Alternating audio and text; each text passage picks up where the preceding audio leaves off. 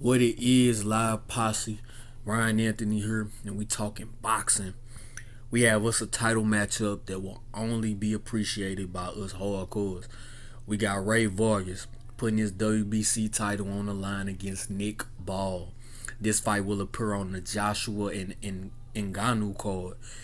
We heard we here at the live posse. We already know who Rey Vargas is. He upset Mark Masayo for his WBC title at 126.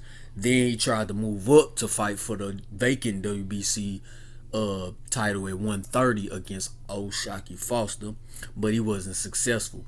But that fight right there showed me a lot about Rey Vargas, man. It showed me that he tried he's willing to adjust. He's willing to adjust in that ring, and sometimes that's what you have to be able to do.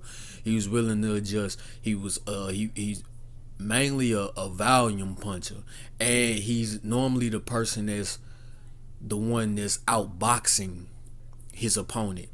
But this time he was dealing with somebody that was probably a little faster, a little bit more sharper. You know what I'm saying? And he, even though he's used to fighting a taller, he's used to fighting the shorter person, because he's always the taller out of the two. But this shorter person in O'Shaquie Foster was just a tad bit better.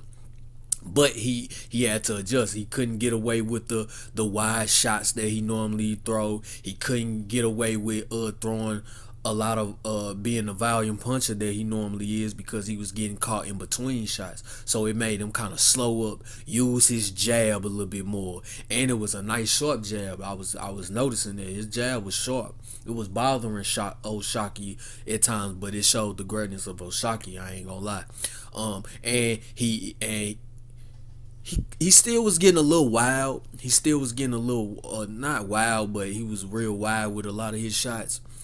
But he started to shorten them up. He was going to the body, but he was most definitely trying to land that right hand. You know what I'm saying? He fixated on that, and he was a little elusive with the defense. He wasn't really being too lackadaisical, or you know what I'm saying, with the defense. He wasn't being too careless with the defense. He was actually being elusive, moving around, using lateral movement. He'll pivot. He'll stand there in the pocket sometimes, but then get out of the pocket when he's not successful. And then if he back O'Shaquie Foster up on the ropes, then that's when he come with his volume punch. He was still using his, what makes him who Rey Vargas is, but at the same time he was adjusting to what O'Shaquie was bringing on another elite level. You know what I'm saying?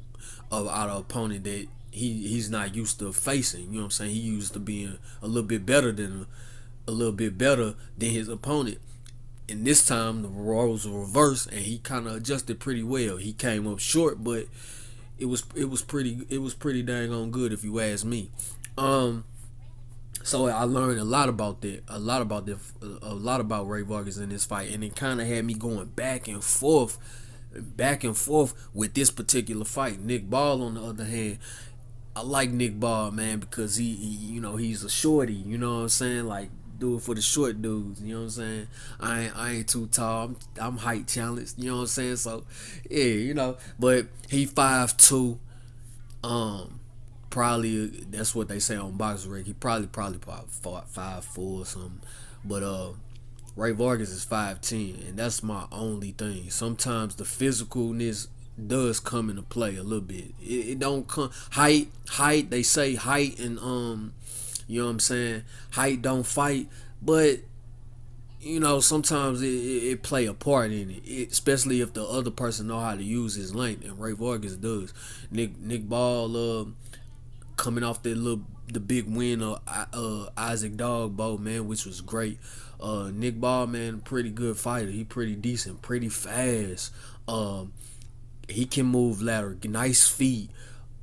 My only thing is him being a shorter person, he jumps into shots. You know what I'm saying? He jumps in the left hook. He's very explosive. He's a volume puncher at times too. I think this is going to be a fire fight. That's why I'm like, this fight is it may be only appreciated by the hardcores, man. It may only be appreciated by the hardcores because ain't nobody really talking about this fight. And this on all they gonna talk about is AJ and Francis Ngannou, which is cool. But Rey Vargas and Nick Ball with a belt on the line, man, that is fire because Nick Ball ain't nothing to slouch over. Even though he's 5'2", maybe 5'4", he ain't nothing to be slouching on. You know what I'm saying?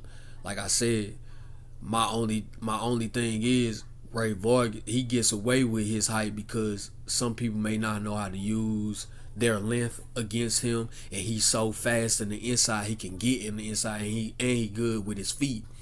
But my thing is, I got Rey Vargas winning this, man. I think that fight with O'Shaquie Foster kind of taught him something about himself, and I think he's going to use his length with Nick Ball. He's going to see everything Nick Ball coming with, and when he brings his aggression, Rey Vargas is going to bring his aggression, and I think Rey Vargas is good at using his length, man. Unless Rey Vargas is not on point, I really, you know what I'm saying, I don't really see Nick Ball, and I had a hard time with this fight because at first I had Nick Ball winning, but I just believe Rey Vargas is gonna be sharp that night, man. I really do, and I think he gonna catch that left hand that Nick Ball loves using. I think he gonna catch that left hand, and he like to use that overhand right. I think he gonna catch that, man. I think that the jab and that right hand gonna be on point all night. So yeah, I got Rey Vargas retaining his belt. But I wouldn't be surprised if Nick Ball pulls it out. That's only if Rey Vargas is just not on point that night. But yeah, that's all I got. Leave a like, leave a comment, subscribe to the channel. Check out my shows if you into working out. And like I say in video, if you 15 seconds or you get all the way through, I appreciate it. But hey, if you part of this live posse, you know it's all love, right?